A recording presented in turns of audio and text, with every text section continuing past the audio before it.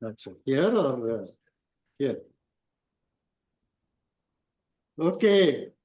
Then shall I call the meeting to order and request Joseph to give his welcome speech. And congratulations once again on behalf of all of us here. Yeah, good afternoon, esteemed Sri K. M. Chandrasekhar, who is chairing this meeting.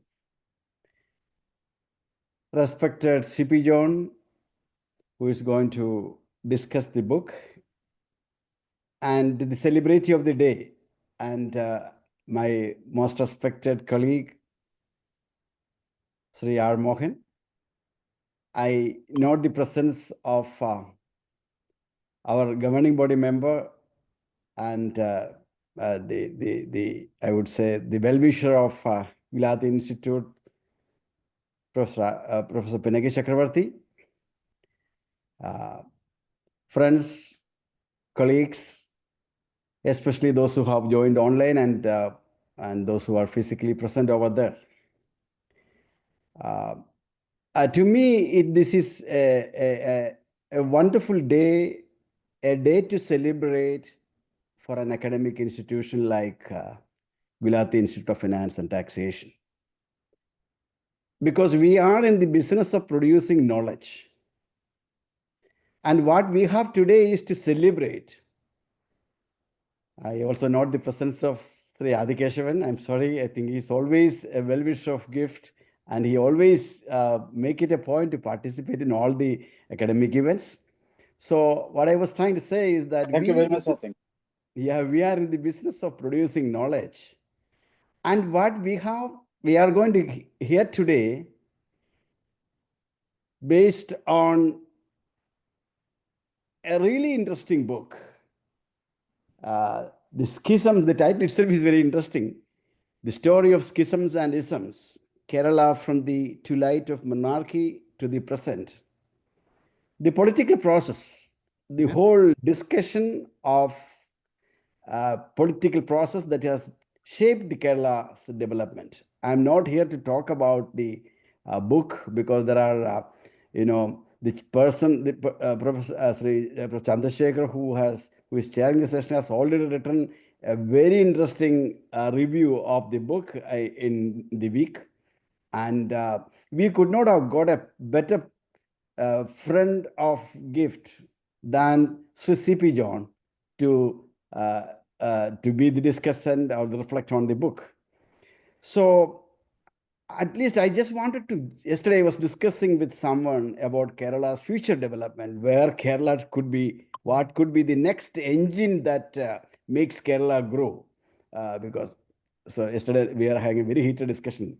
Just to say the conclusion of that discussion was that development of an economy, if you consider it as an economic system, that is very much contingent upon how the different actors are in the economy works together. But the manner in which political process is, after we are talking about not economy, it's actually political economy, how that is organized in such a way that the political process is that one stand in the way of economic system to work together, because we have the ruling party and opposition party. The present democratic process is one wherein the winner takes all. Even if the loser has got 49% of the seat, he doesn't get anything. So if we can think, and so in that process, the opposition party's job is to oppose whatever the ruling party does. So if we can think in terms of redefining the political process wherein the budget is shared among the parties according to the number of seats that they get. Of course, the majority could win and lead the government. So what I'm trying to say is that another point which I was trying to say, that when, as a student of economics, as an MPhil scholar, we were very much familiar with the Nagamaya, Velupillai, and the kind of documentation. And today, though we are living in the modern world of media, I'm not very sure whether, if there is, I'm of the view that there is a huge deficit of professional documentation a balanced documentation of what actually happens. So in that sense, I'm very much impressed by this book because I knew uh, Mr. Mohan as a public finance expert. I never knew that there is someone, here you can see a historian, he can see a political analyst. I never knew that he has he's such a multifaceted capability. So I congratulate the author, and I'm very happy that we got such a galaxy of people today, and they are all very much part and parcel of our family joined together to discuss this. I welcome all of you wholeheartedly. And I'm very sure this is going to be a very enriching experience, enriching discussion, especially for the younger generation. With these words, I request Sri K. M. Chandrasekhar to kindly chair the session and conduct the proceeding of the day. Over to you, sir. Thank you, Professor Joseph. It's a very good day that you have chosen for this meeting. So I must congratulate you on the day. First, as Professor Joseph mentioned, I have read this book from cover to cover. I also sat with him and discussed for an hour and a half on various aspects of his book. Now, one thing that struck me, that while reading the book, is that it is completely politically neutral. He has not tried to take a position one way or the other. So that greatly academically enriches the book, because it's the facts that are given and the conclusions that he comes to. It's, of course, as Professor Joseph said, it is based on enormous work, which spread out over 10 years, isn't it? 10 years. And he took 1 year to just write this. So it's a really huge academic work that he has done. And it covers the entire period. You see the complete history of the evolution of Kerala from the early days to now.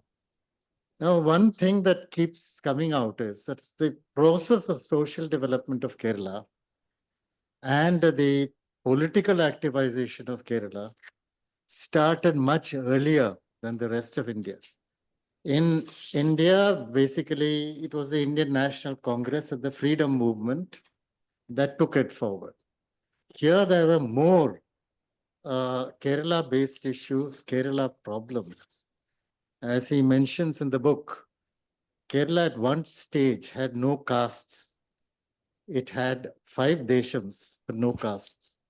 But then it split, and economic and social factors combined to create a great deal of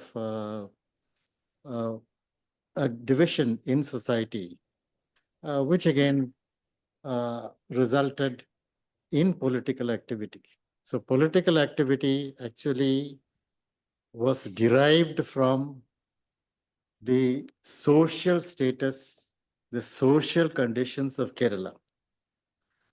And at the same time, because socially people were beginning to look at issues, social conflict arose. You've all heard of the Punappa-Vailar conflict, the temple entry conflict. Now, all these again strengthened the political roots of Kerala.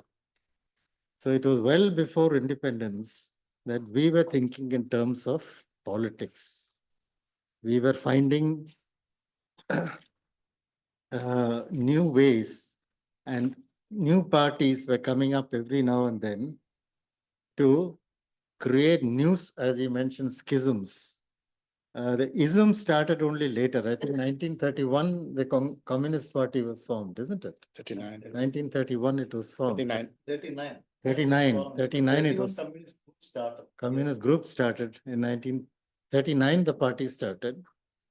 The Indian National Congress had a presence, but not a very significant presence. But we had many parties and many splits. Parties kept on splitting right from the start. There are, as he has mentioned, a couple of interesting things about Kerala. The first election based on adult franchise took place in February 1948 in Kerala. That is well before the national election. Travancore. Travancore, sorry, Travancore. Travancore is also part of Kerala. No, it was not. Right. Then in 1952, the first coalition government was formed in Kerala before anywhere else in the country. So we were sort of harbingers of political change in the rest of the country. So that's what he has brought out so brilliantly in his book. And then he says at the end of the day, there are many paradoxes. That's the last chapter.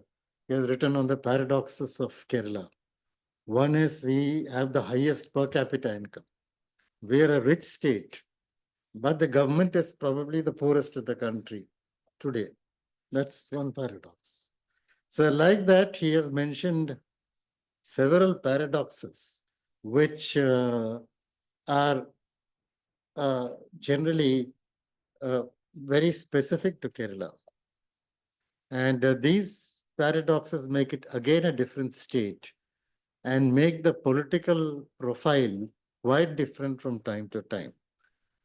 Actually, in Kerala, as you know, till 1970, there was political instability. We had long spells of president's rule, many frequent rounds of the president's rule. That in 1970, you had these two formations coming up, the United Democratic Front and the Left Democratic Front.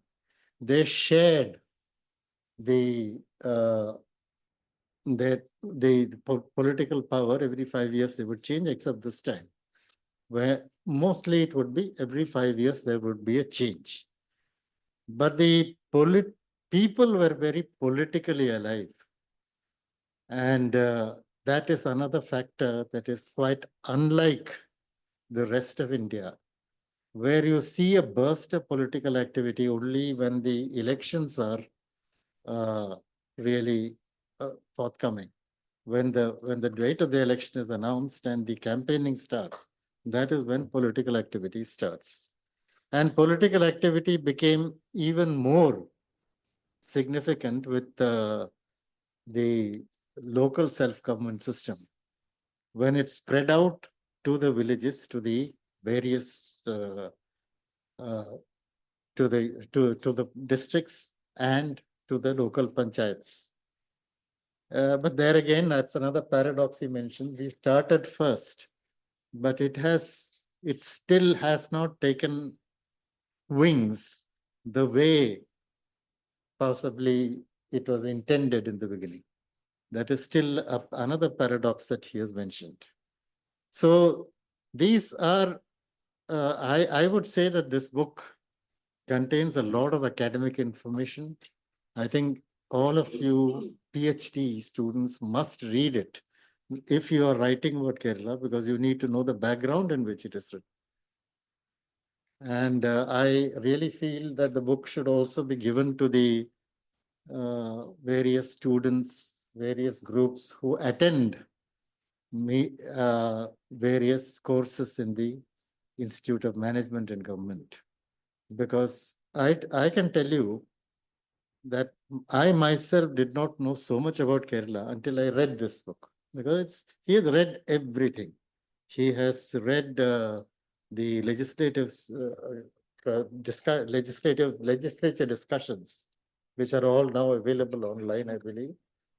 He's read a whole range of books. If you look at the collection of books that he has read, it's amazing. So I think this is some book which should be treated as an academic gold mine. And it's important that it is recognized as such and we use it fully. An understanding of Kerala will make all of us who are working in Kerala a little better. So that's all I had to say.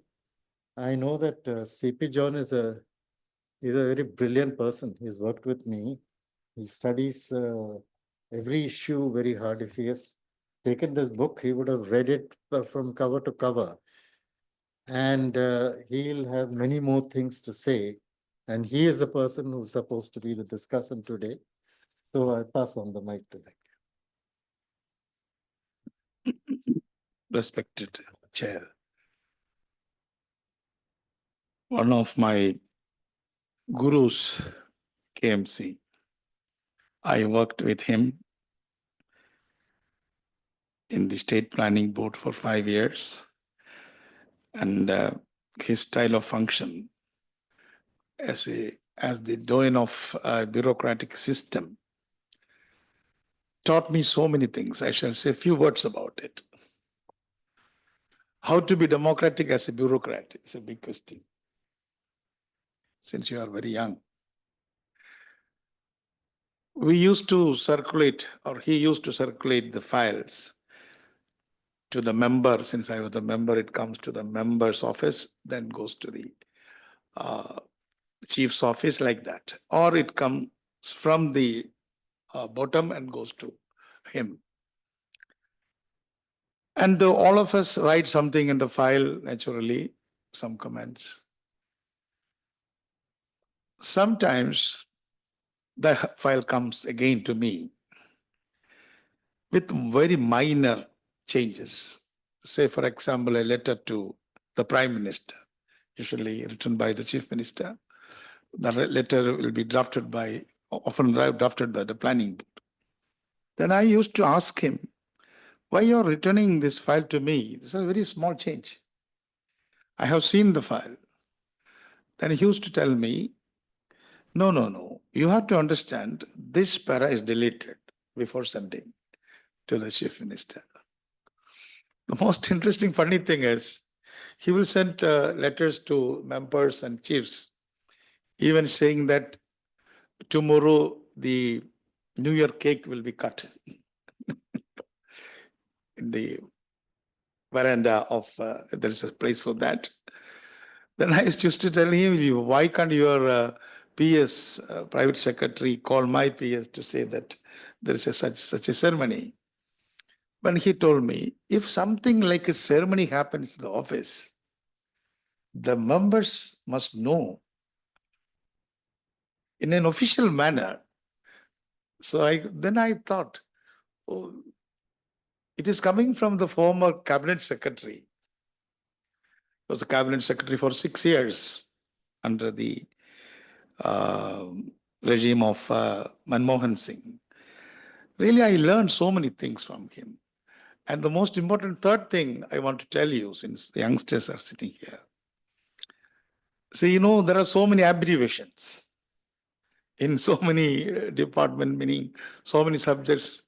Abbreviations are very funny often. Everybody knows the expansion of PWD. But nowadays, PWD has another meaning, persons with disability. Then KMC will ask, I don't know. Tell me, what is this? Then often our junior officers, sir, this is, then he'll mildly say, you expand the abbreviation first, then continue your paragraph. That kind of democratic approach. So democracy is not making some elections, and such a democratic bureaucrat he was, and still we are maintaining good relations. Today, my friend CA Ajir from Kannur is participating in this meeting. So I am not saying anything in a salutary manner. Our author, Mohanan is with us. First of all, I shall tell you before entering into the details of the book, I have not read such a brilliant book like this. I congratulate Mohan. Up to 3 o'clock, I read his book yesterday night and became morning. I can't put my book on my table until I covered the portions which I had to go through, just like preparing for an examination. And my wife asked me, are you preparing for some exams? So this is a big exam tomorrow. Then I congratulate him once more. But since he is one of my closest friends, I'm not making so many adjectives for congratulating him. But this is one of the best books written in Kerala, but in English. This has to be translated quickly, and this will be the textbook about the Kerala, not only Kerala politics, the Kerala polity. So this book is a book of polity, Kerala polity. Yes, then I shall go to the details. See, in this book, how many of you could read this book? No, maybe nobody, isn't it? Only I read it. Okay. So then I shall go through the book, of course, but I shall tell you how this book is written or formed. His thoughts are formed. As all of you know that Kerala was a combination of three states: Malabar in the north side, this the area, the boundaries, Bharatapuzha. Northwards, it was Malabar up to Kasaragod. But in 19th century, Mohan did not mention that. This Manchesharam Kasaragod side was under the Bombay presidency, and it was the part of the Canara district, South Canara district. So the famous case, Kayur case, when in the verdict was so, what do you call it? It was an epoch-making thing. 4 Communist Party workers were hanged, but that verdict came from the Mangalore District Court. Then it was not part of, technically, it came from Mangalore. So that is a small thing, but however, Malabar now comes from Manjeshwaram to Bharatapuzha, which is Shornur railway station when you go through the train route, rail route. You know that all these things. Then comes the sandwich state called Cochin. But Cochin was a relatively so-called progressive state. Once Jawaharlal Nehru wrote about Cochin state in his autobiography, what we are talking about, the Kerala model, is really a Cochin model. Yes, highest literacy, not so many repressions. And even that is written by you. Even the backward community got some space, not very big space. They got some jobs in Cochin, like Pandit Karupan, you have mentioned that name. Pandit Karupan was one of the best poets we had. He used his skill of writing poetry, Mohan has mentioned that, to fight against the caste discrimination. So Kochi was a sandwich state. And again, going to the history, Martanda Varma in 18th century, late 18th century, would have conquered Cochin, but why he didn't, it is a mystery. It is connected with some caste concepts. I don't know, Pinaki, knowing that. The Kshatriya kings, all the 3 were Kshatriya kings, but the supreme Kshatriya king was Cochin king.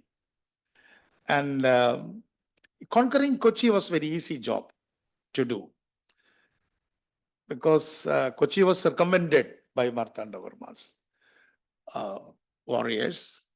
And south of Cochin is Travancore, and north of Cochin also is Travancore. For example, Aluva is Travancore. North Parvur is Travancore. Edappalli is the boundary. And Piravam is, Tripunithara is the palace of Cochin state. Just after Tripunithara, it is Travancore. So it was a curious thing. And again, after Aluva, Cochin starts again in Chalakudi. After the Chalakudi river, the Thrissur district starts. And there are some islands like Chittoor. Chittoor was part of the Cochin state. Nenmara was part of Cochin state. Anybody from Palakkad here? Part of Palakkad. Palakkad. You know, Chittoor was in Cochin. Chittoor was a part of Cochin state. Okay. So this is the broad division of Kerala, as you know. So why, what, I won't take too much time. What, how many minutes you are? As much as you want. You no. Willing to sit and They watch have it. to go. They have to go to. See, but in this book, what I found is the most elaborated part of this book is his first part, first 100 pages. And in this 100 pages, Mohanan has scrutinized the process of political or national self-determination in Travancore. That is the essence of this book. We have heard of national self-determination. Often it is discussed only about Kashmir or about Hyderabad. Mentions are there about Travancore, but Mohanan, being a Travancoreite, he has scrutinized or he has elaborated the whole process, but he has not said that it is a self-determination process. That's a curious thing. So in this process, state of Travancore, which was a grown-up state with its own coin, it is very interesting for you, with its own taxation methods, with its own university, with its own with a good number of team systems of health and education. And interestingly, Mohanan cleverly mentioned that the revenue department of Travancore, I think you knew that, was amalgamated with Devasan department. Or Devasan department was part of the revenue department. So when Christians started raising their voice as a social organization unit, they said we cannot get into the system of the revenue system because only Hindus can work in a revenue department. Since Devasam board is part of the revenue department, no Christian or any Muslim can enter into the revenue department itself. There was some desk inside the revenue department. Really, really, rudimentary part, a rudimentary part. So these are the nuances he has picked up from the history. Otherwise, everybody knows all these things. So that, in short, Travancore was a grown-up state as well as a grown-up Hindu state. Not for practical purpose, officially, it was a Hindu state. Moreover, the king was ruling the state on behalf of Padmanabha. King was called Padmanabha Dasa. So this thing, all Malayalis know that. But Mohanan, using his prism, he spreads the spectrum from white light to several other lights, colors. Looking through his intellectual prism, he could see the spectrum of our political divisions and administrative nitty-gritty, and very critically. And from my side, I would say, when Mohanan did this, I'm not looking at Travancore now. I'm looking at a society, a grown-up society in South Asia, which is simultaneously trying to get out of the British, he used the word paramountcy, as well as trying to become an independent state, independent country per se. And I'm jumping to the details. The most important radio broadcast by the then king Chittira Tirunal, was a gentleman. In few sentences, in few words, he said, "We are again becoming the independent state," meaning we are getting rid of the paramountcy of the British since 1795, meaning after Martandavarma. So the prince and the state, which was a Hindu state, they wanted to come out of the British.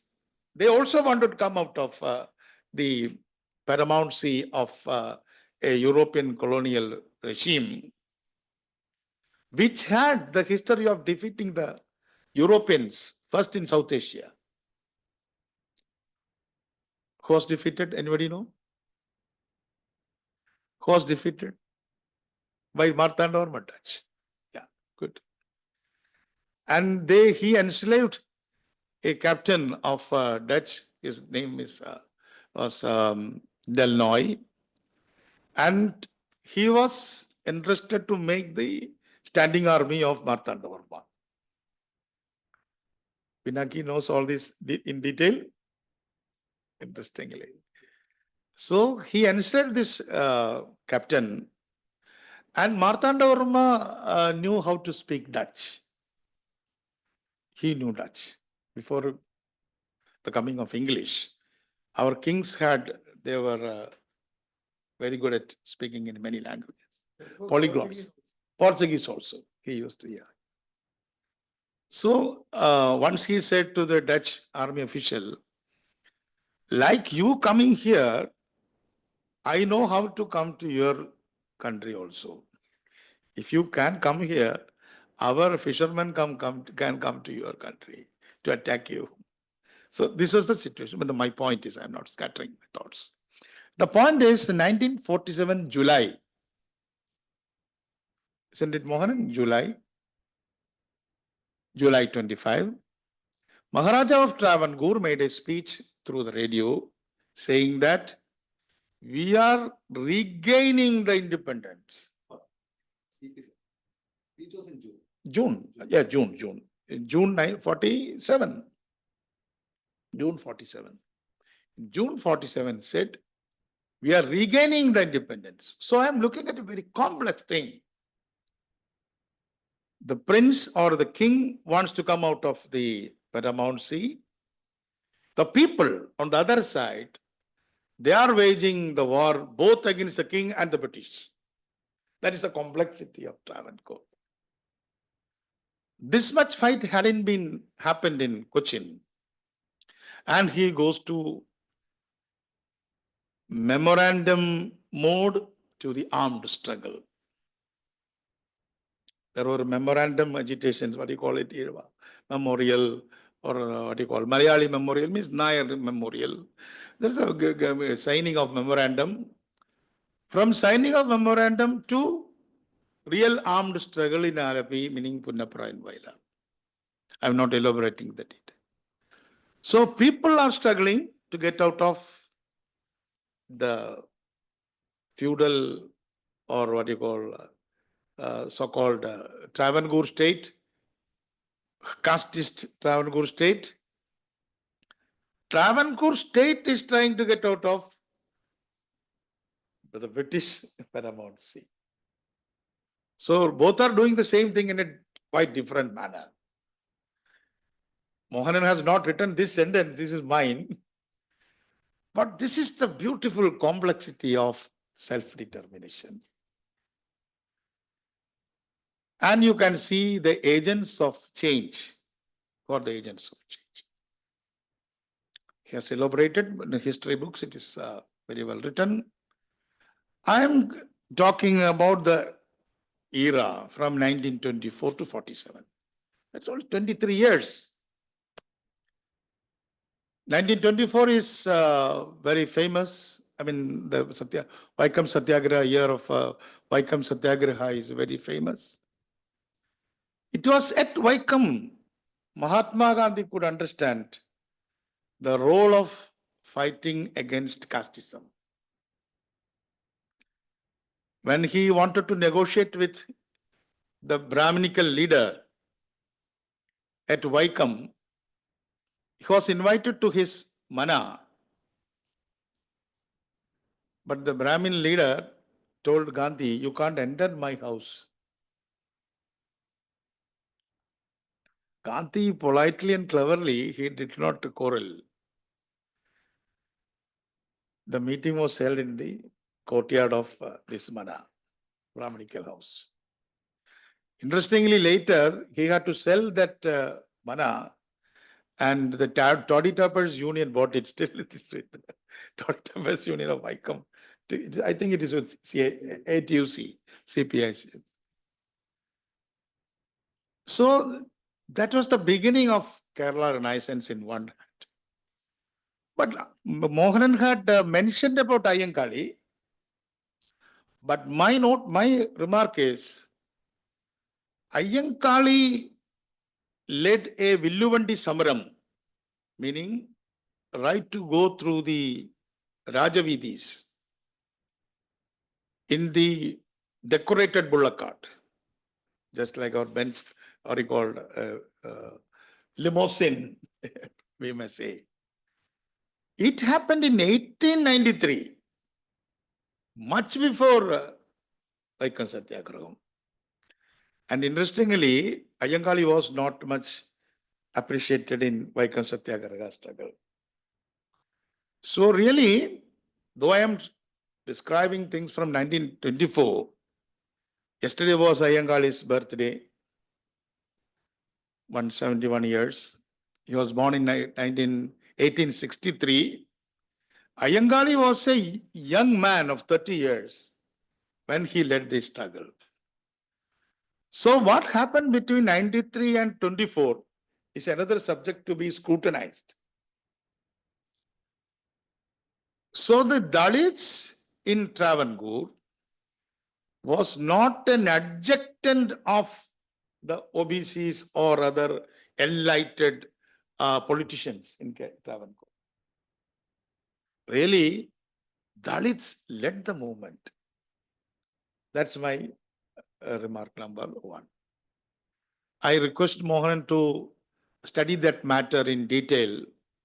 How could Dalits do that in the 19th century? Of course, in India, in so many places it happened.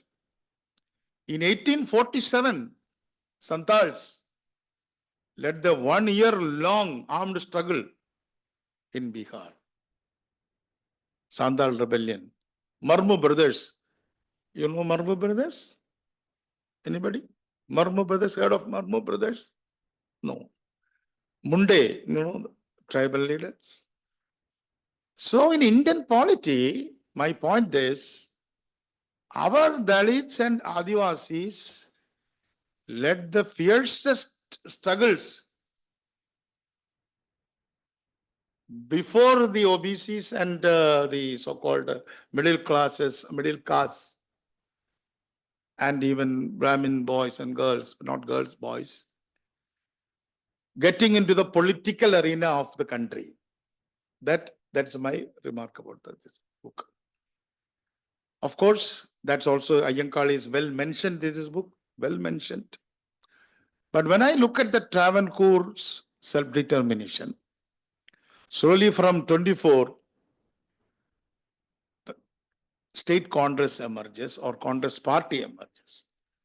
But I shall tell you one thing, that is my observation. The political party system is very young in Kerala. The Congress was formed in 1885. But in Kerala, KPCC was formed in 1921. Again, Communist Party also is very young, very new to Kerala. There is a dispute between CPM and CPI. As you know, I am the secretary of a small Communist Party. We said both are important, meaning CPM is saying that in 1920, Communist Party unit was formed in Tashkent by M.N. Roy. But CPI saying that it happened in another country, Soviet Union. The real meeting was in 1925. That is century of CPI, real CPI. But however, in Kerala, nobody heard of Communist Party. Only Sudesh Abhimani wrote about Karl Marx in 1905, again from Travancore, from Neyattingara, Trivandrum. Clearly, he mentioned about the Marxism, socialism, everything. But he was not aware of anything about the Communist Party per se. Only in 1931, the first meeting happened again in Travancore, not in Malabar. Somebody thinks like that. No. Pannara Sridhar and Shishekar, Taikad Bhaskar, Karunakaran, MP Kurukal, all of them are from Travancore. Then again Malabar got fired. Malabar, quickly things changed. When we look at Malabar politics, it was a car race. Up to 31, 35, 36, there is no Communist Party, but up to 21, there is no Congress at all. From 1921 to 1945, 25 years, 26 years, how this political activity happened in Kerala in such a brisk manner.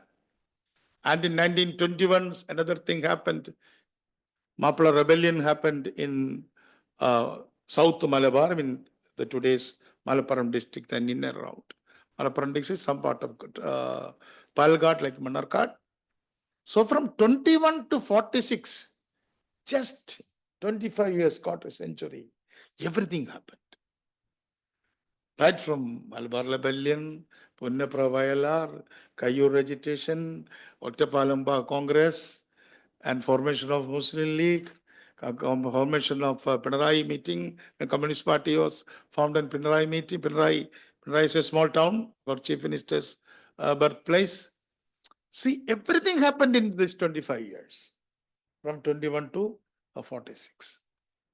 So that is cleverly blotted by Mohan in this book.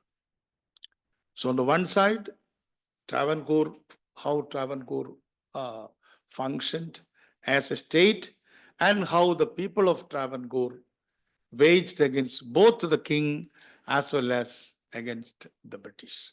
This is my take on this Travancore, this formation time.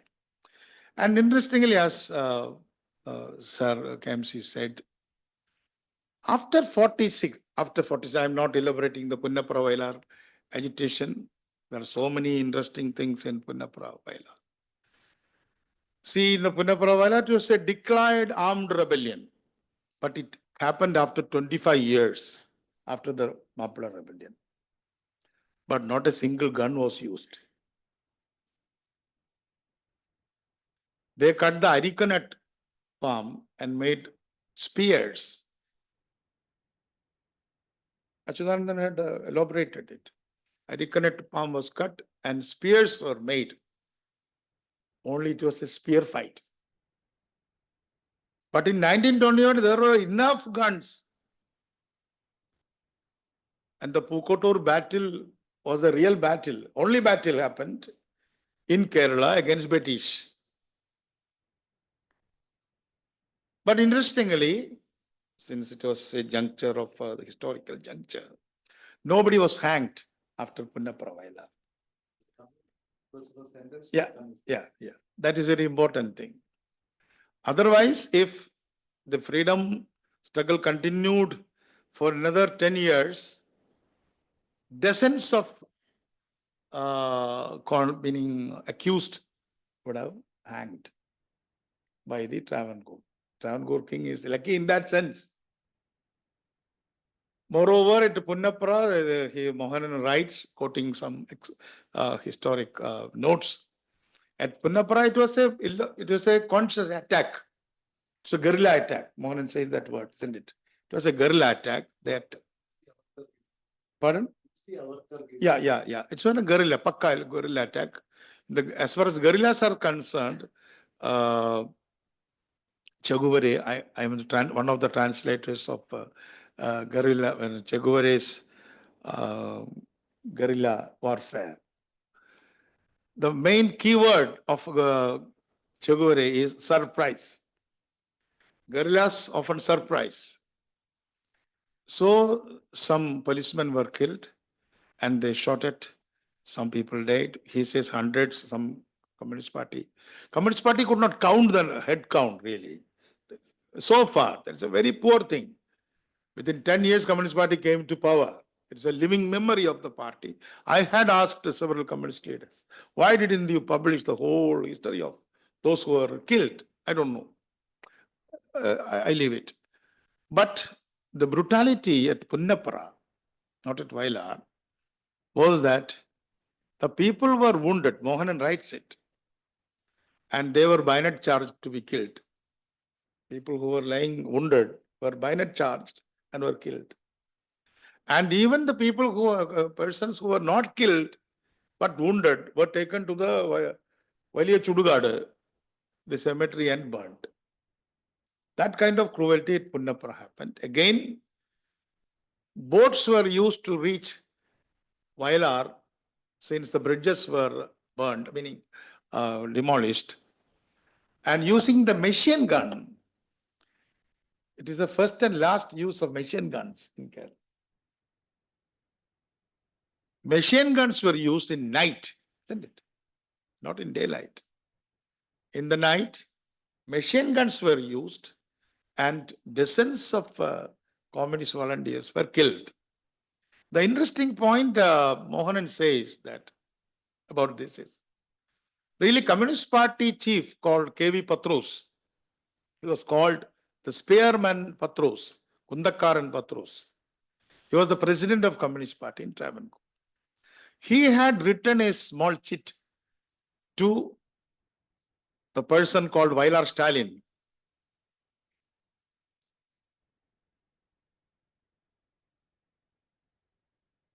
Father of, C.K. Chandrapan, Kumara Panikar.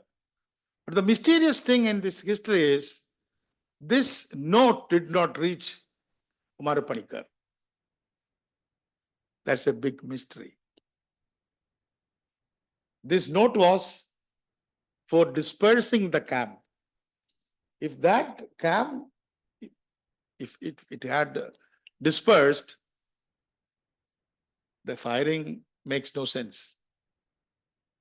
So the Vailar massacre happened, and if that note had reached, the letter had reached the Vailar camp, the massacre would have been avoided.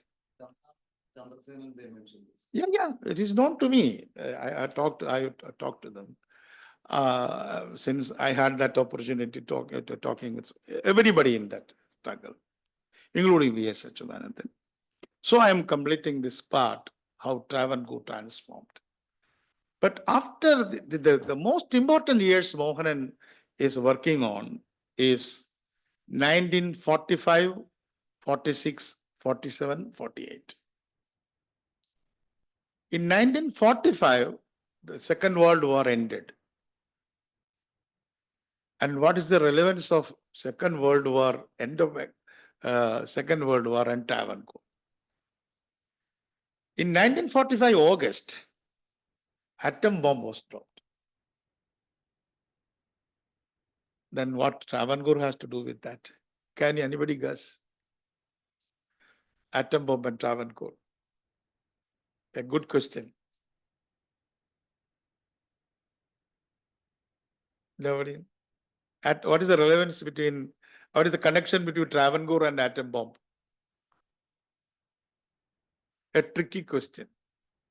Can anybody guess? Travancore has the biggest thorium deposit. That is the cleverness of Mohanan.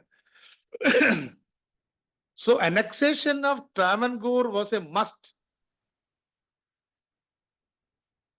because the thorium and the rare earth deposit in Travancore is very little internationally. Not the coir, not the cashew, nothing. That is the the essence of this book. And Nehru also was eager about it. Nehru's cabinet came, what do you call it, provisional government. Really, Nehru became the prime minister on 15th of September 1946, not on August 15th. Ambedkar was the minister in the Nehru's cabinet, law minister. And the Nehru's finance minister was, no, Muslim League leader, Liaquat Ali Khan. Really the first budget, who presented the first budget of India? Liaquat Ali Khan on 28th of February 1947. You please read it. It is the, what do you call it, net. Really, Liaquat Ali Khan withdrew the tax on salt. The taxation is concerned. Liaquat Ali Khan withdrew the taxation on salt. Salt satyagraha, so many things you know. So he was presenting, Liaquat Ali Khan, who became the Prime Minister of Pakistan, was presenting the first budget of India on behalf of Jawaharlal Nehru.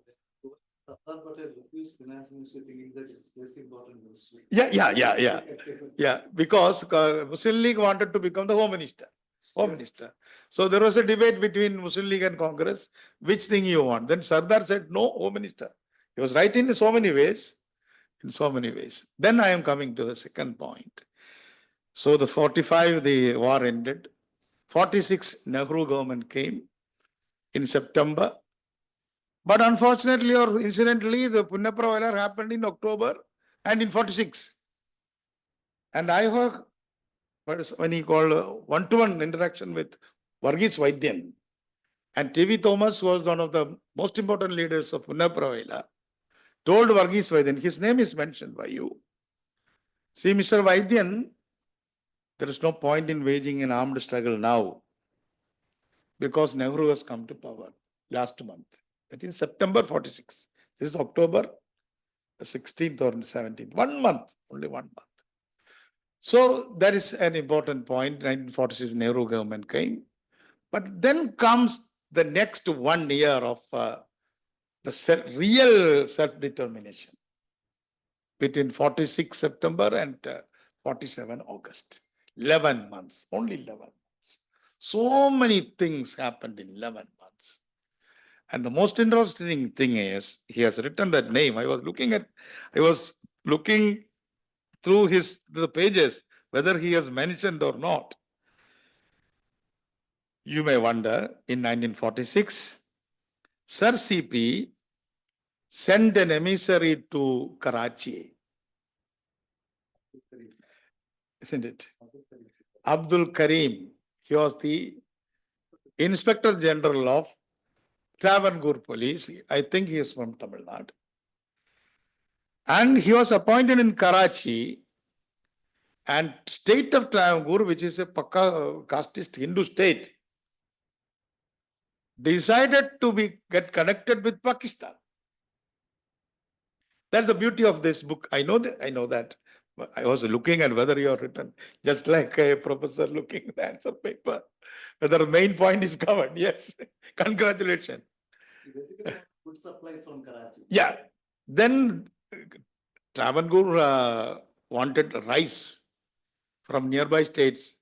If India captures the whole rice supply, Sir CP wanted to bring rice from Pakistan, Karachi. You know that before? Very interesting. Very interesting. Moreover, CP is saying that if something happens, Jinnah will be supporting me. He had a good connection with Jinnah. Both of them were stalwarts, advocates. In the absence of Jinnah, Bombay High Court can't function. That kind of doyen of advocacy was Jinnah.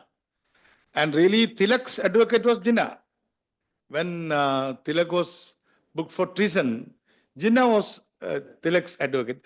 Such a book is there. I have read that book. Jinnah as the advocate of Tilak. So these are the curious things in Travancore. Travancore being a casteist Hindu state, trying to establish itself as an independent state even with the help of Pakistan. Not with Hyderabad. Not with Hyderabad. It's not easy. Hyderabad is landlocked.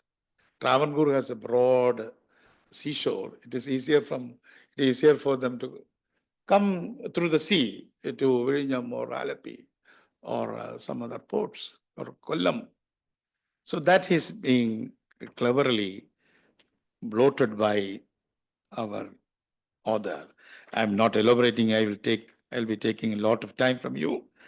Then I'm coming to the 47 is over. 48 election, as KMC mentioned.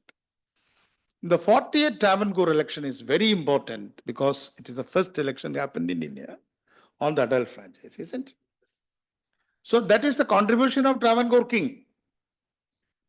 Cochin also, of course, Cochin also.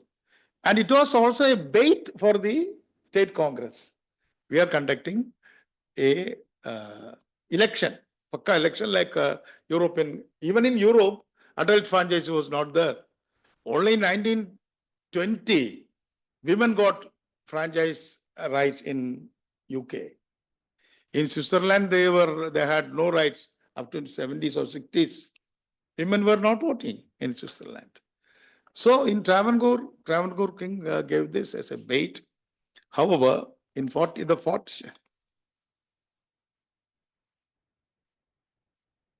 1948 February election, that 48 February is very, very important. Isms Namboothiri part advised the Communist Party to join hands with State Congress to win few seats. That I didn't know.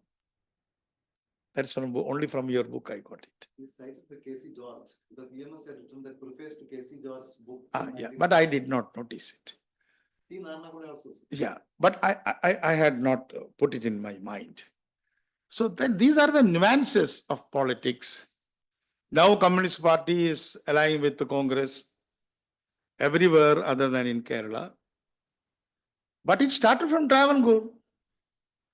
They tried to make a combination or coalition with Communist Party and Congress together. But the extremists, some called the communist extreme leaders like K.V. Patros say, no, we are not ready to ally with Congress Party. So the 48 election is very important. Now I am jumping to the 57 because otherwise I will take hours from your time. So again in this page 238, very interesting thing is mentioned by Mohanan. Everybody knows that the Communist Party in 57 won by a very slender margin. Really, Communist Party itself had no majority, but this independence supported Communist Party or Communist Party supported independence could make the majority of 2 votes in Mohanan.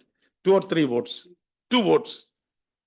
But the beauty of this book is Mohanan has given the detailed results of 1957 and 60. See, out of this 60 members of Communist Party, 34 members had more than 50% votes. So it was a quadrangle fight. Only 4 parties are contested: Communist Party, Congress, PSP, and Muslim League. Only 4 parties. But CPI, meaning Communist Party, got more than 50% votes in 34 constituencies. And again, they retained that constituencies. A good number of constituencies were retained in 1960 also. And I'm looking into it. My interesting result is Pattanamthitta and Tiruvalla and Mavelikara and Chengannur. Not mentioned in communist as or not considered as communist centers.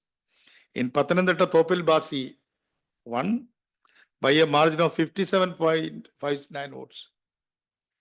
Tiruvalla 50.63, Mavelikara 53.09, Chenganur 52.05. I'm not counting the Alapi. Why, you know? Mannathu Padmanabhan supported Communist Party. That he has not mentioned. Social engineering of M.N. Govind Nair. From the central Travancore, the Communist Party members won the absolute majority, by absolute majority. And 1960, the elections were held. And interestingly, I come to the 65 election. That is a very important chapter of this book. In the 1965 election, nobody got majority, and the Communist Party was split. Congress also was split. Congress was split to Kerala Congress, and Kerala Congress had 23 members, and CPIM had 40 seats, and CPI had only 3 seats. Right? But it was a big betrayal of course, it is a loss for the CPIM, but it was a self-defeating method or a self-defeating action of Shastri government, because Chief Minister E.M.S. Namboothiri was not invited to make a government. The most important thing he says, out of the 40, 29 MLAs were in jail. They were detained as the Chinese, as detainees due to their support towards China. So out of 40 MLAs, 29 were in jail. And what remains? And de facto, these MLAs were not released. They were MLAs in jail. And 2 years, the president's rule was imposed. That was a very undemocratic thing, but he has written it in a very meticulous manner. And I am stopping here because you are yawning and you are not very much interested in the day-to-day politics now. However, the last chapter is about the economy of Kerala. That is his subject really. And he says about the success of Kerala and how Kerala became victim of its own success. Meaning the high per capita income became a problem for public finance. Here, this is your subject. And the population percentage has been declining. Once upon a time, he writes, he quotes, we had the highest rate of population growth and the lowest per capita income. Now, per capita income has come to the top, and the population growth is one of the smallest. Negative. Even in Pathanamthitta, in 2 districts, even in 2011, Idukki and Pathanamthitta is negative. Now, in so many districts, it's negative. We know that is negative.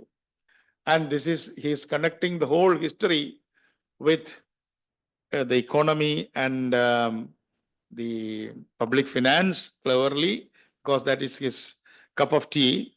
And he has narrated it beautifully.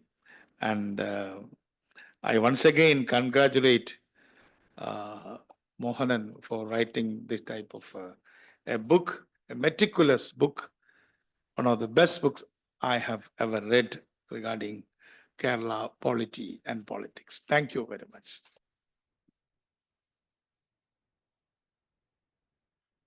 Thank you, CP John. Actually, CP John himself has been a part of history, and therefore he understands far better than most others would, because he was a participant and he has in him the desire to learn. He likes to read a lot and then he learns. He asks questions, he participates in actual discussions. And thus, I think Professor Joseph has to be congratulated for getting actually the best discussant you could have got for this brilliant book of Mohan. Now, if there are any questions in the beginning, I mean, because then I thought at the end I will ask Mohan to reply. Any questions? Anybody else?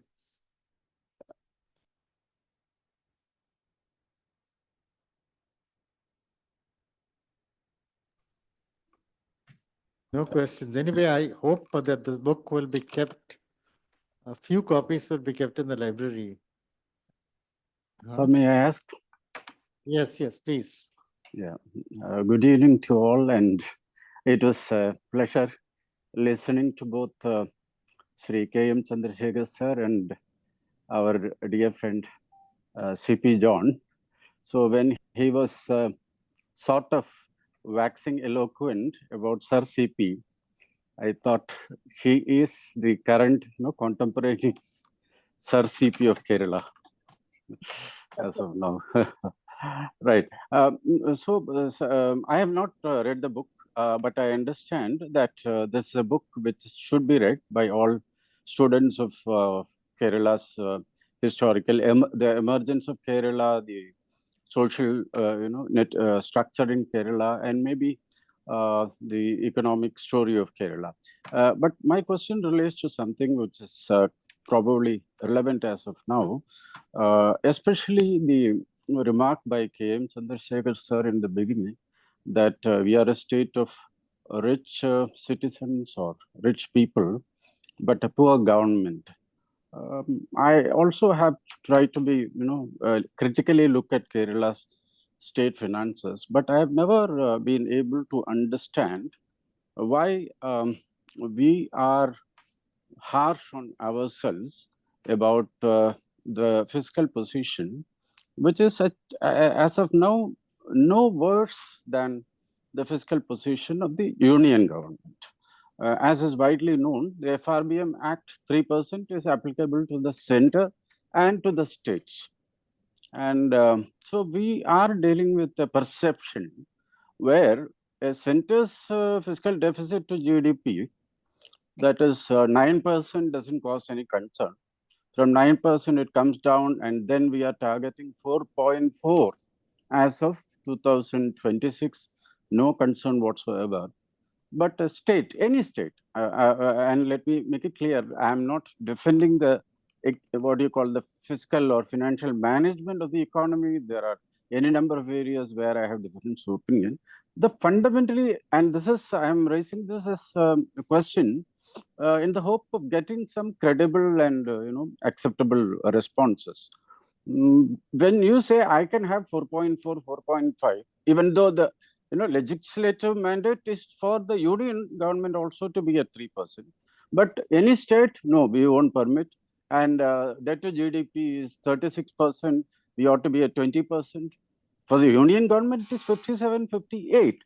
And then we also come to these kind of comments, which I respect. And I am asking this because I respect K.M. Chandrasekhar sir tremendously. So are we using wrong lens, or my understanding is, ought to be corrected? So I would like to, get some responses from K.M. Chandrasekhar sir and C.P. John, even though he didn't make a mention of this, for their views. And maybe Mohan, if time permits, but I know that time is a constraint. I hope I made myself clear, and I'm not, in fact, questioning for the purpose of raising an argument. I am questioning just to understand the perception or the other view better. Thank you. No, actually, I think what Mohan wrote in his book was the actual position of finances. Sorry.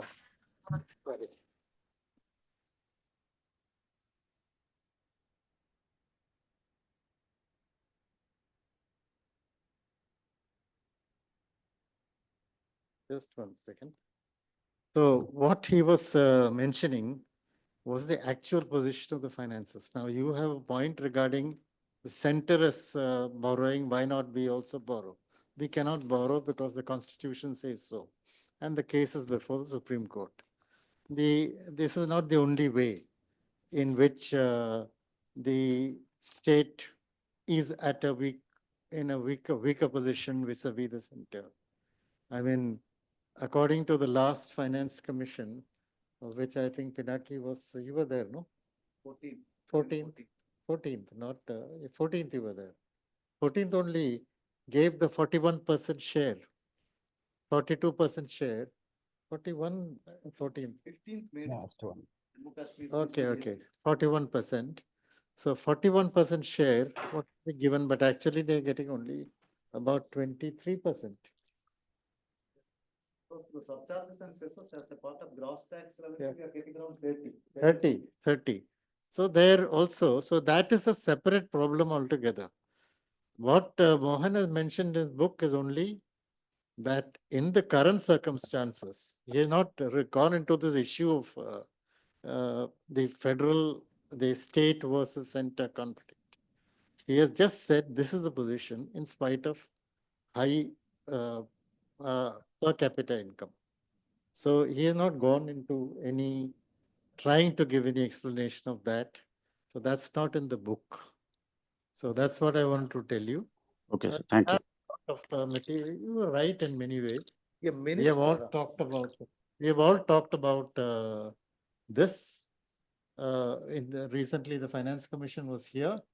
The 16th Finance Commission, no? 16th. was here, and probably they will be also giving their report by the end of October. That is what I'm told. So let's see what happens. But even if the Finance Commission gives a report, if the center decides to keep the money, then there's no way in which we can get it. And that is what has happened. Thank you, sir. Good point for Adhigasavan, sir. Actually, it's not in the book, but under our constitutional framework, union and the states are not treated on a union plane, on an even plane. In Canadian context also, it is not so. But I'm not blaming or criticizing, but that is a hard fact. Now, the point is, if union is borrowing at, say, 4.6%, union's resources are also more. Why a state cannot borrow at 4.6%? Well, they were doing before the 2000s, but there is a union through Finance Commission to impose this on the states. There is nobody above the union to impose such a thing on the union. Simple as that. V.R. Krishna famously said that I don't have to pass a speaking order, but others will have to because there is no appeal on my order. So the point is, under Article 293 and 293.3 and 293.4, a state, even if it maintains the fiscal deficit at 3%, still its public finances can be bad.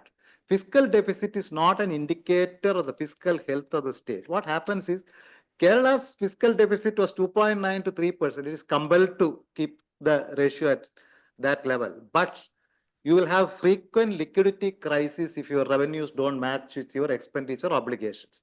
So states end up in states which do have higher social sector obligations, 5-year pay revisions, hard interest groups, high coalitional interest. They will face more liquidity crisis. This is exactly the trouble Kerala has landed since the mid 80s till now. This was what I was trying to tell. Thank you, sir.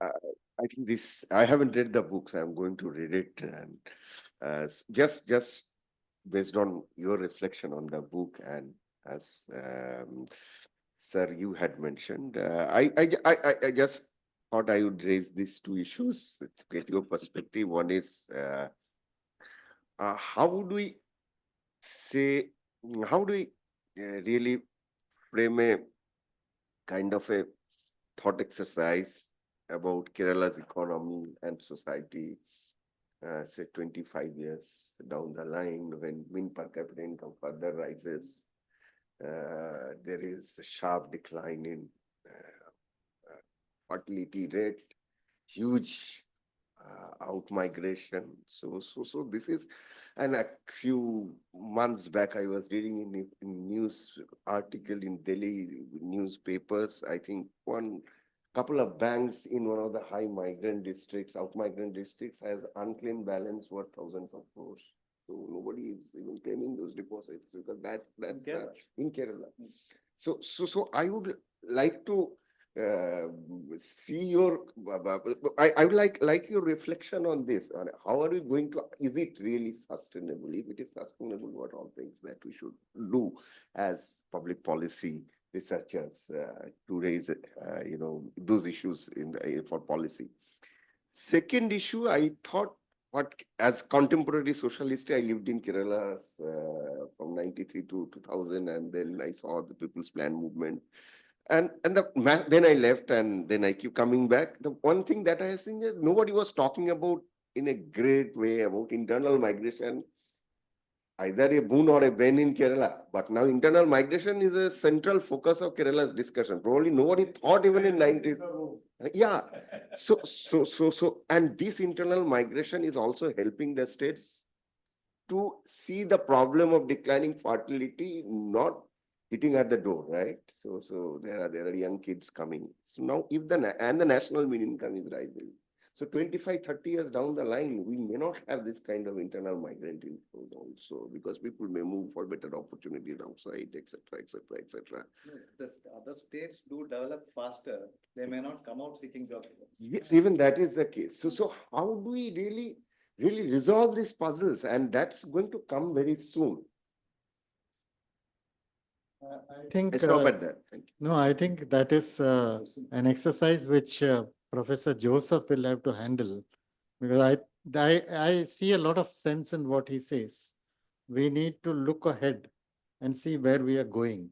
Not something which we used to do in the planning board constantly, but we need to look, say, 25 years hence. If this is the way in which we are going, where will we be? That's a very good exercise, thought exercise, I see, Yeah. which we should be undertaking. Let me ask, let me comment on it. Are you speaking? Okay, sir. First of all, I'm really sorry that I haven't read the book. But okay, but it would be better if I read and come, because we can interact more. Like, so my question recently only, we have through some paper article we know about the British involvement in the Vimojana Samaram, like the disbursement of yeah, in the disbursement of EMS, the first EMS government, and the involvement of CIA is also were very much discussed before. So my my curiosity is like, how does the process or the Vimojana Samaram has contributed the landscape, like how it brought back the hegemony of caste and the minority religious groups in Kerala. And one more question, what do you think about these land reforms after the disbursement of EMS government, and after that almost 10 years were took to completely finish this land reforms, and it has overturned completely the vision of the initial land reforms. So if you could reflect.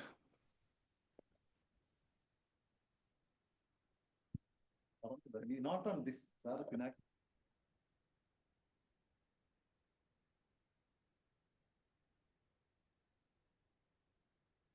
Respond to you also. Yeah, okay. Pinaki has pointed out the most important thing as far as the future is concerned. I was talking about the past. But in my mind, the last 50 years, we had a big migration process. But now, in one sentence, I would say, migration has not stopped, but the exodus has started. Now the trend is not migratory, Monan, it is exodus. People are leaving Kerala. No. 17 years, I feel it. Maybe I have no statistics regarding that.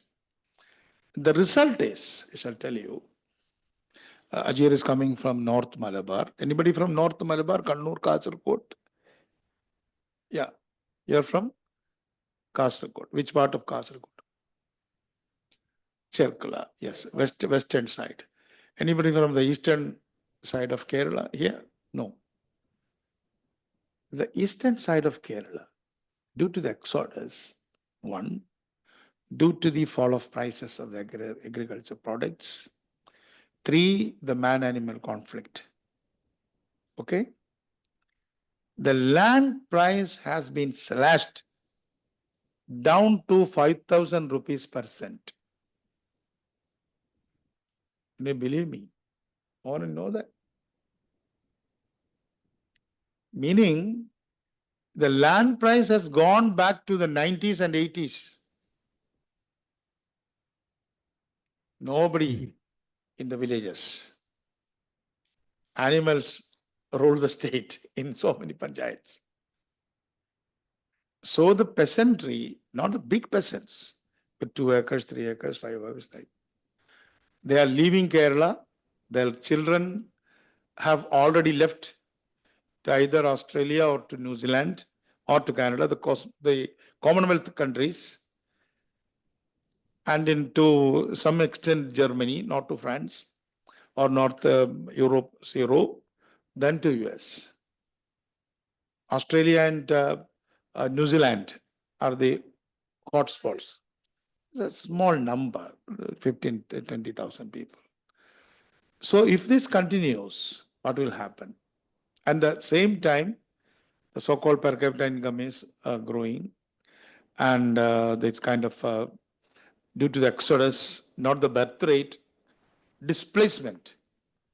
The population has been displaced from so many villages, not from the urban centers.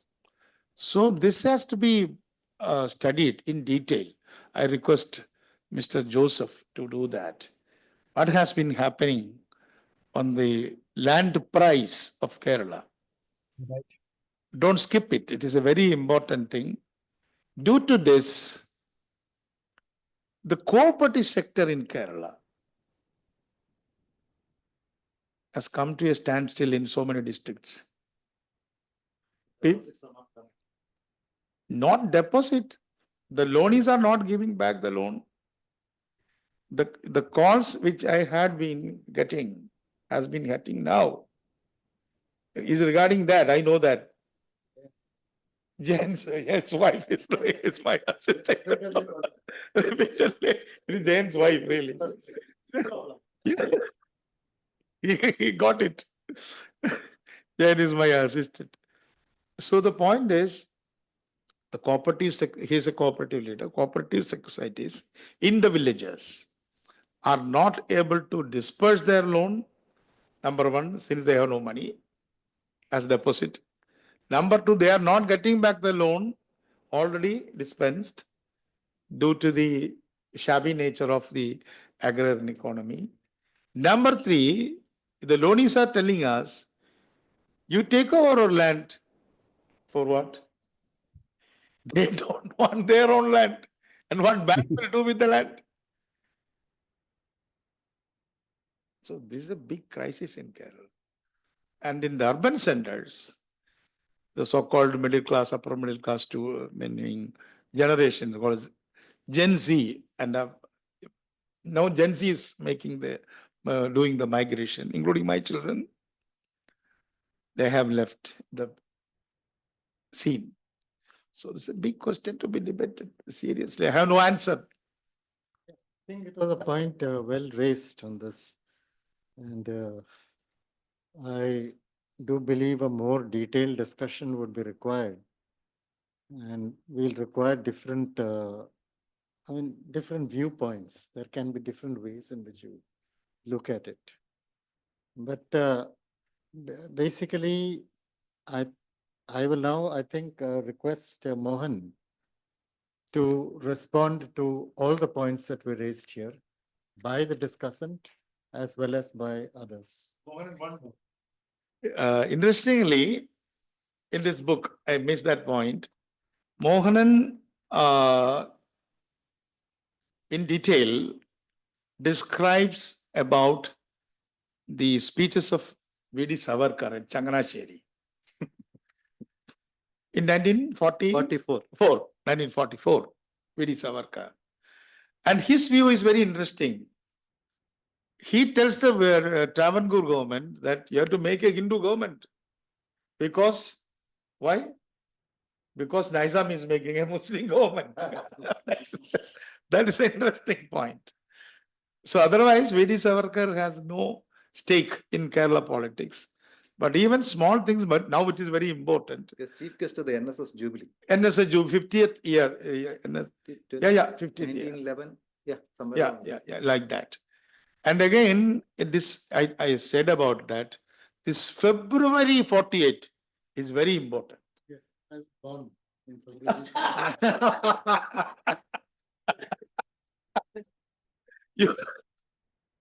You came to the earth in a very tumultuous time. In 48, 30th, on 30th of January 30th, this January, Gandhi was killed. It was an extreme right-wing activity. But in 1948, February, Communist Party convened its second party congress at Kolkata, your place, and said, wage a war against Nehru government. Recently, a writer said, Guha, recently, Ramachandra Guha said, 1948 was such a bad time for Nehru. On the one side, extreme right wing going up to killing Mahatma Gandhi, and Communist Party, which Nehru was considered as one of his allies, started waging war against the Nehru state. Indian Kerensky. Yeah. Kerensky was the person who toppled the Tsar regime in 1917 March in Russia. And BT another way said Nehru is the Kerensky. And he talks about shutdown plan also. I'm not elaborating. So in short, this extreme wings of both left and right did something. But within 2 years, Communist Party of India changed its position and joined the mainstream, making a statement called Statement of 1951, Policy Statement of 1951. But still, what about the right wing? That's a very important question to be debated as far as the future is concerned. Whether the right wing, the extreme, in the right wing, there is a spectrum of right wing. Is the extreme end of the right wing still satisfied with the constitution? That is a question, the residual question of this book. And of course, there is a small group of Maoist group in extreme left. They are saying that we are not bothered about the constitution. And again, coming to the Travancore constitution, which you have to learn it in detail, it is called American model. That so many people have said about American model. Only Mohanan has written what is American model. American model means Diwan will be the de facto president of America. And that Diwan will be nominated by the Maharaja. And there will be a legislature like American Congress and Senate. And the executive will be stronger than the legislature. That is the American model. So the Punnapravailar action also was throwing this American model to the Arabian Sea that you have written. These are the things of past, but these are very important for the youngsters also, right? Thank you very much. Yeah, I thought, I think there are two books. One book, at least for me, yet to be read, which is Mohan's book. The other book, which, as we listened to C.P. John, we read today. Thank you.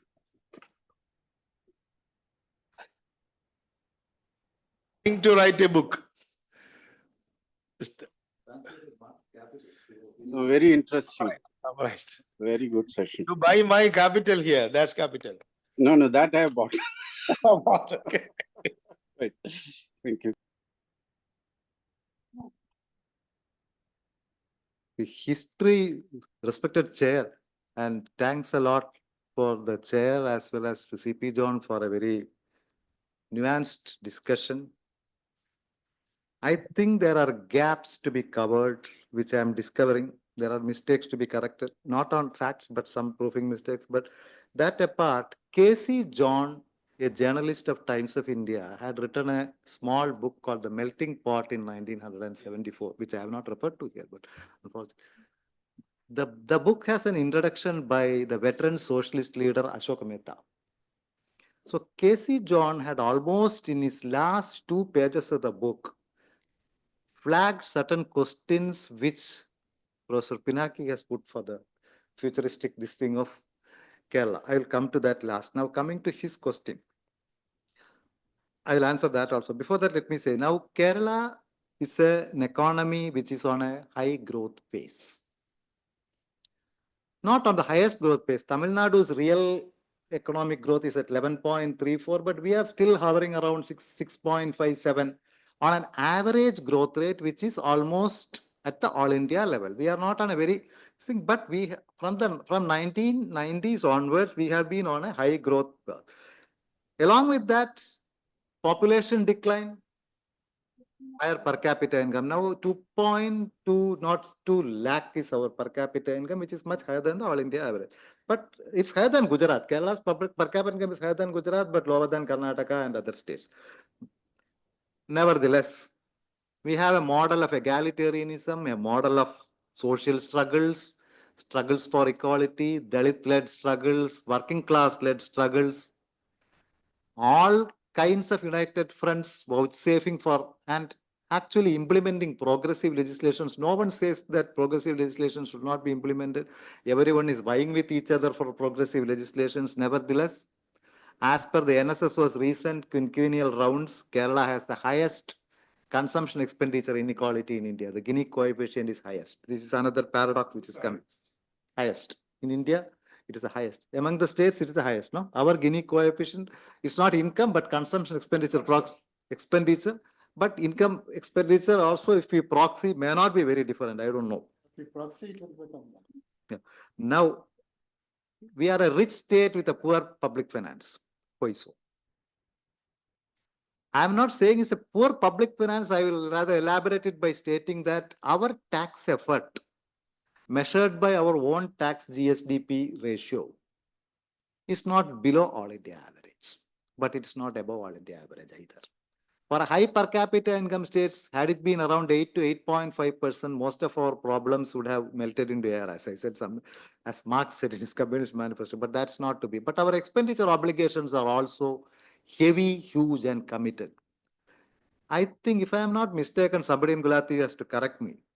Our aided college and teaching grants, college schools, it works to 22,000 crore per annum. Am I right? I mean, I think I read close to that figure.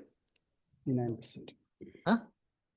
59%. I think the salary to teachers alone is something like 59%. Grant in aid salary, not to government. Yeah. Now, this is a consequence of the 1970s. Under coalitional compulsions, under struggles which came, the night classes, the KSU-led struggles and all those things, direct payment system came into the colleges also. No government can easily revert back from all that. Kerala had no umbrella party like the Congress used to be in the All India stage from 1952 to 67. Kerala had an outreach party. Umbrella parties and outreach parties are different. Both the Communist Party and the Congress have been outreach parties. They were trying to ally with the PSP, sometimes with the Muslim League. 1950s were an era where coalition experiments failed.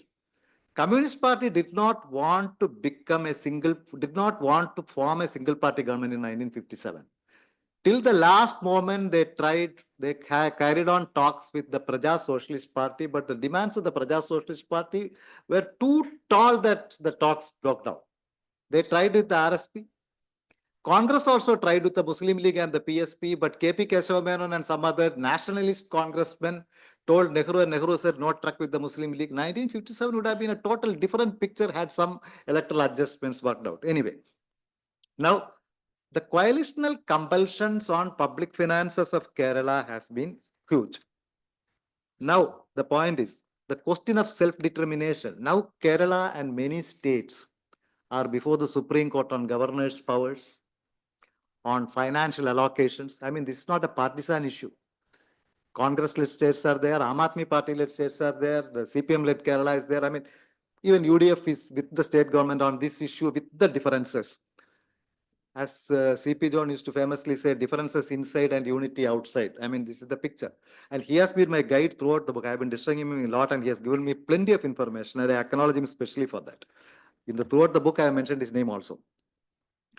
Now, the point is this self-determination question was championed at the wrong stage by persons who were despised. Now, C. Narayana Pillai, a veteran freedom fighter, says that on the self-determination like this, and I quote, among the native states in India, Travancore had unimpeachable eligibility to exist as a separate state, not as a country, at least till linguistic reorganization of states. When C.P. Ramaswamy was campaigning worldwide with his characteristic rhetorical skill about Travancore's capability based on human and material resources, organized and progressive state and geographical location, he was not creating a new world from illusions. They were undeniable facts.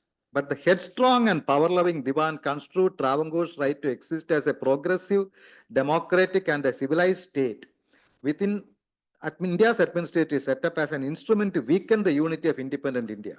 The attempt to give a separate existence for Travancore apart from India made the underlying good intentions a poisonous mix. Ultimately, he himself became the sacrificial lamb of this. Sir C.P.'s exit and the death of his crooked illusions made the people suspicious about the undeniable facts raised by him. Now comes the conflict mentioned so beautifully. No leader who desires about his political future, it is written in 1950s, dare to repeat these arguments again. Now people do dare to repeat autonomy arguments. Tanu Pillai had not opposed the facts raised by Sir C.P. Had C.P. argued for Travancore's individuality should have been preserved by making it part of the Indian Union on a democratic basis, Pattam too would have favored that. I mean, this much on self-determination. Now, that is a failed and a doomed idea.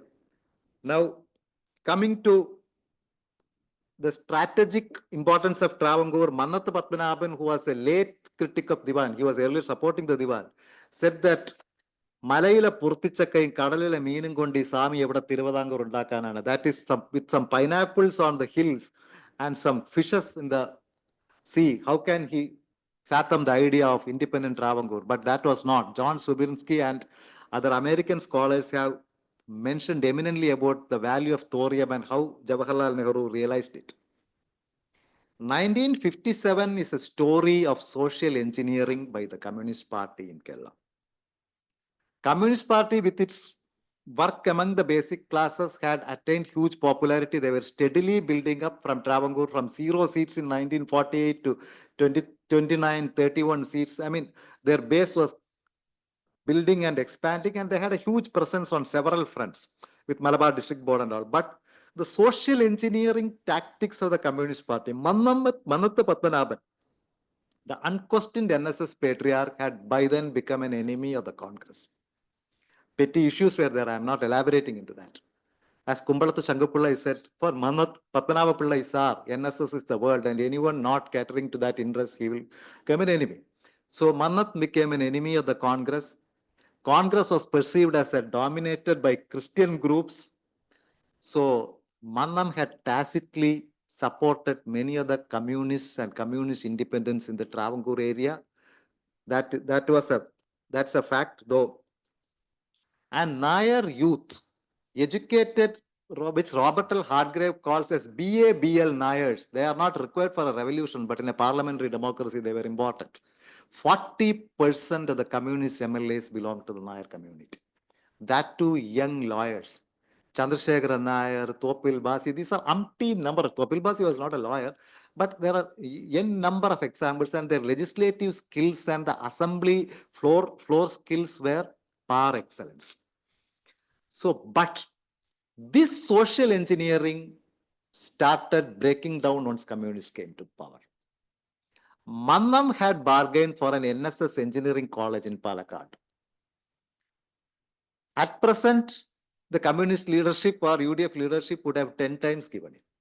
One in Palakkad and somewhere else also they would have given it. No doubt about it. But at that time, powerful communist leader, a freedom fighter in Palakkad, Vallavanad area, E.P. Gopalan, was abusive on Mannathu Padmanabhan, saying that a rank communal organization, you will not get it, and floated a cooperative society and asked for that.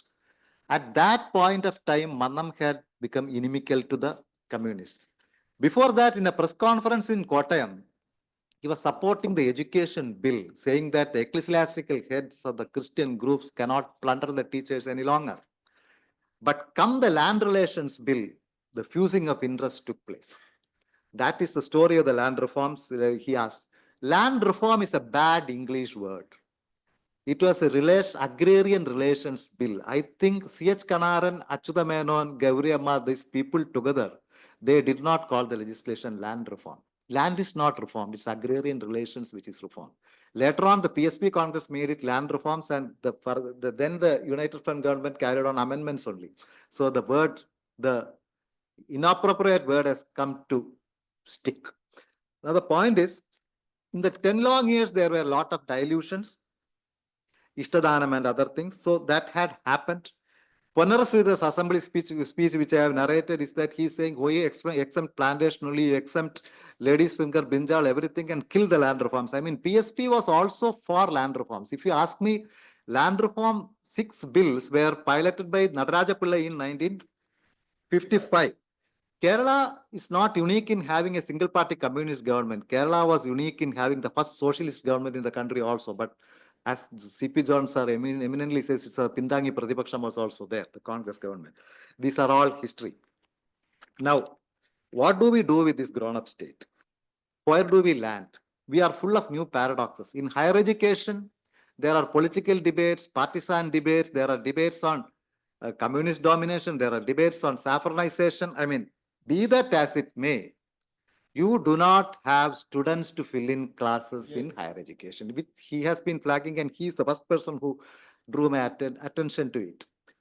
Like Mohitson once famously remarked, he was teaching us in the Masuri Academy, he was saying that when in his wife's university, his wife was a vice chancellor, students did not attend classes. Then she went around and asked them, they said, madam, you could not do that. We have done it. We have achieved a classless society. Now we are also going for a classless society in many colleges with only 40% of the capacity of this thing getting filled. Core courses, we are not getting students. What could be the reasons? One cannot stop students from migrating because in a globalized world, they have every right to get the best education they have. Now coming to the side effect, you are seeing this NPA, non-performing assets of the bank. Students are migrating not only to the first-rate places, but to 4th, 5th, 6th-rate places where parents are taking loans and students not landing anywhere. They are unable to repay. Now, if you sit in any of the minister's offices, you can see people coming with applications, education loan becoming non-performing assets, Kedapadam Japti. These issues are, as he said, this is a big problem Kerala is facing now. A higher education sector crisis linked with NPA. I think Gulati should be interested in this. If someone can get interested, I mean, that's well and good. Now, how do we really do a thought experiment for the future? That's the question. Kerala from 1970s to 2025. If you came to Kerala in 1970 and you come back in 2025, you cannot recognize what is Kerala. Agrarian conflicts were rife. After land reforms, tenants became landowners. He has a very good thesis how the Congress Students Union became powerful because of the many of the tenant owner family, younger generation, were not comfortable with the communists because they were spearheading the agrarian labors, agricultural labor agitations. I mean, that's one of the reasons they're saying, but there are other reasons also. Now the point is, people are not ready for agrarian operations because agricultural labor is a scarce commodity. So the old conflicts are now gone. Now, higher education sector, this is the crisis. fertility rates coming down. Now, without migration and with in-migration trends can also change because someone has to really see the composition of in-migration. They say that people from Uttar Pradesh are not coming in large numbers as they used to come. I don't have statistics. But as other states develop through their own infrastructure and other economic development programs, you may not get that even. So that can even push up the wage costs here. Kerala economy can have big cost push inflationary spiral also, it is possible. Now, this is the internal migration question. Now we are in I won't say we are in a crisis, but Kerala has always been put to unique experiments, and the history of those unique experiments will not throw much light on how to move ahead in the future. I mean, you have to have new experiments, you have to break free from many of the strings which we are attached. Now, as Adikesavan sir asked, our fiscal position, even if we manage the deficits, that the union will compel you to manage the deficits. Your deficit will be contained within 2%, but contractors' bill will be pending, some of your payments will be pending. Other than government officers' salary, anything else can be pending and get delayed. So the public finance problem of a state government is essentially a liquidity problem and recurrent liquidity crisis. Because no state in India can default on debt.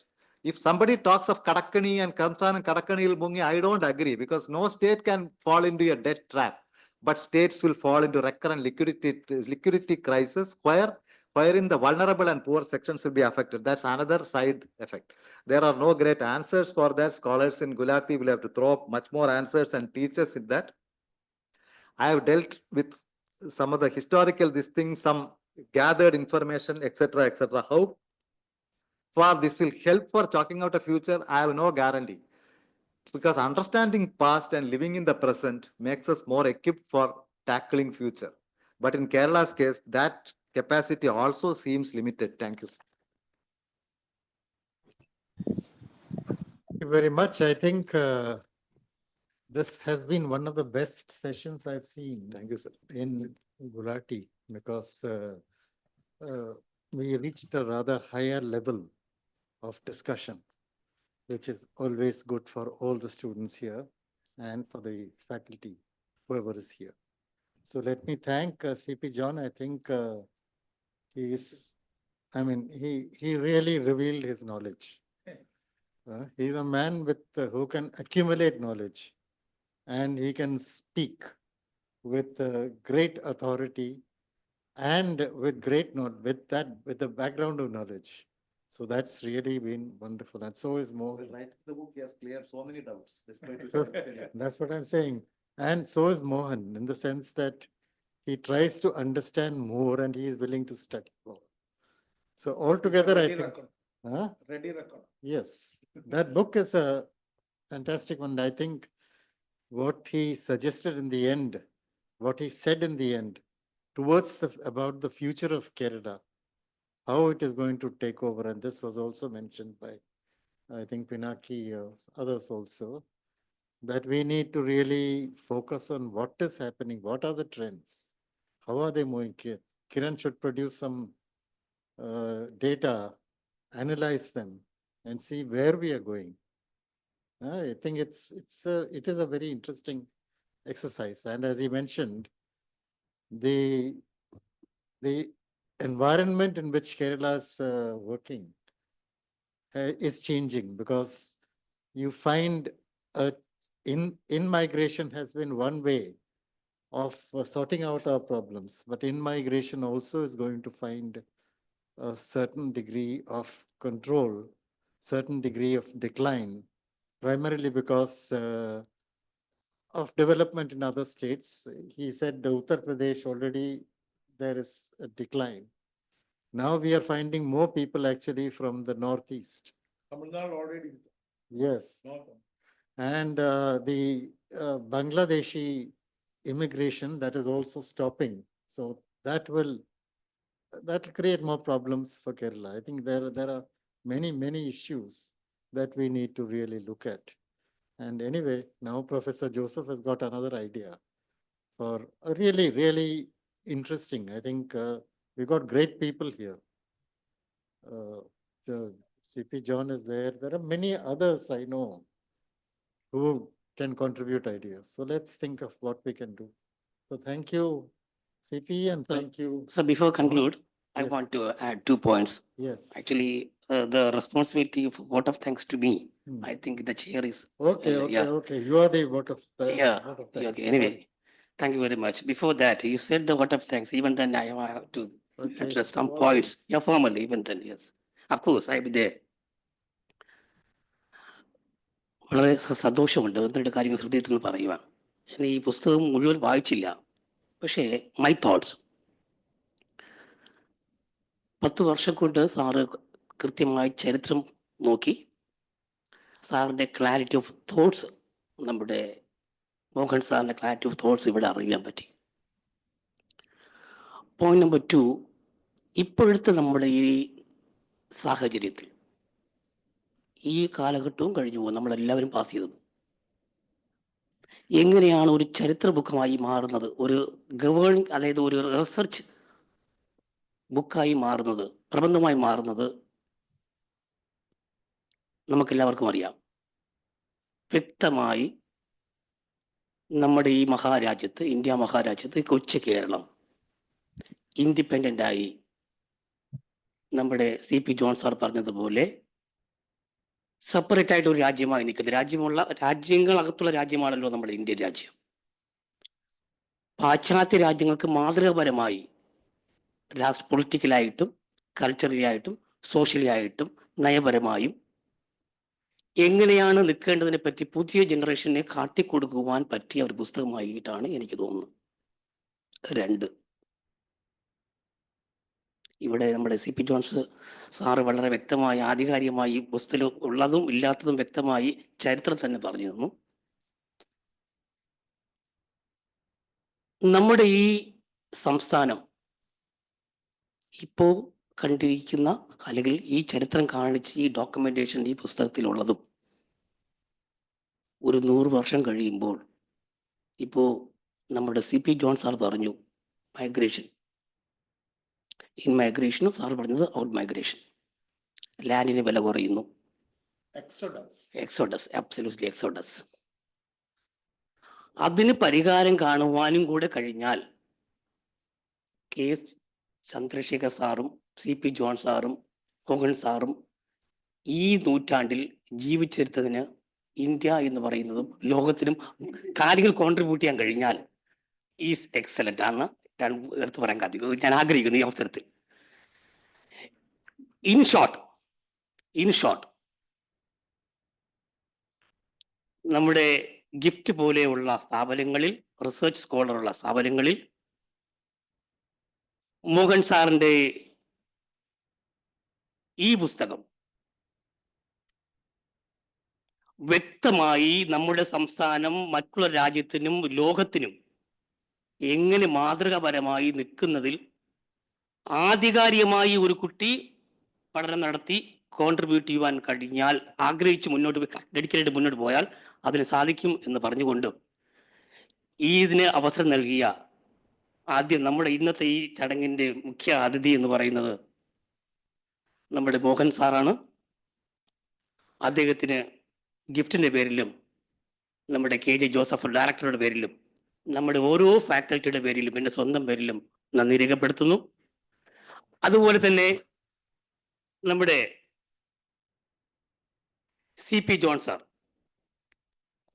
സാറിൻ്റെ വിവരണങ്ങളൊക്കെ TV-യിലാണ് ഞാൻ കണ്ടിട്ടുള്ളത്. ആദ്യമായിട്ടാണ് ഒരു വേദി പങ്കിടുന്നത്. In ഡെപ്തിൽ വളരെ കൃത്യമായി ഇവിടെ ഇരിക്കുന്ന ഓരോ ഗവേഷണ വിദ്യാർത്ഥിക്കും ഒതുക്കുന്ന രീതിയിൽ, ഉപകാരപ്പെടുന്ന രീതിയിൽ കാര്യങ്ങൾ ആസ് എ സ്റ്റുഡൻറ് എന്ന നിലയിൽ എനിക്കും പറഞ്ഞു തന്നതിനും ഈ പുസ്തകം നല്ല രീതിയിൽ വിവരിച്ചതിനും സാറിനും KJ ജോസഫ് സാറിൻ്റെ പേരിലും എൻ്റെ സ്വന്തം പേരിലും ഗിഫ്റ്റിൻ്റെ പേരിലും നിങ്ങളുടെ ഓരോരുത്തരുടെ പേരിലും നന്ദി രേഖപ്പെടുത്തിക്കൊള്ളുന്നു. അതുപോലെ തന്നെ നമ്മുടെ ചെയർ ബിനാക്കി ആൻഡ് നമ്മുടെ ഫാക്കൽറ്റീസ്, ഓൾ അതർ ഓഡിയൻസ്, നമ്മുടെ ടെക് പീപ്പിൾ, ഈ മീറ്റിങ്ങിൽ പങ്കെടുത്ത എല്ലാവർക്കും ഗിഫ്റ്റിന്റെ പേരിലും എൻ്റെ സ്വന്തം പേരിലും കെ ജോസഫ് സാറിന്റെ പേരിലും ഔദ്യോഗികമായി ഔപചാരികതയുടെ പേരിൽ നന്ദി പറഞ്ഞുകൊണ്ട് നിർത്തുന്നു. നന്ദി, നമസ്കാരം, ജയ് ഹിന്ദ്.